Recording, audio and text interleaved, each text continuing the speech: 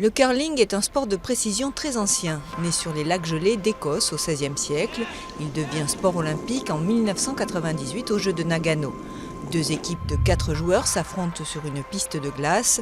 L'objectif est de lancer des palets de granit le plus près possible du bouton, centre d'une cible appelée maison. Glissant sur la glace, genoux fléchis, le joueur lâche sa pierre qui va prendre une trajectoire courbée, curl en anglais, d'où le nom de curling.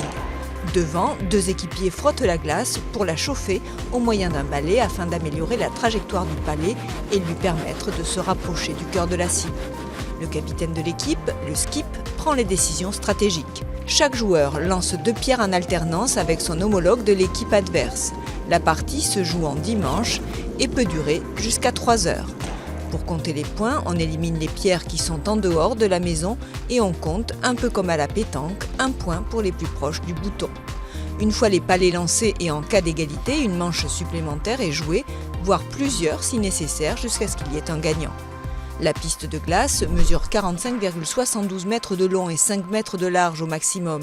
Le palais d'Écosse ou du Pays de Galles est muni d'une poignée.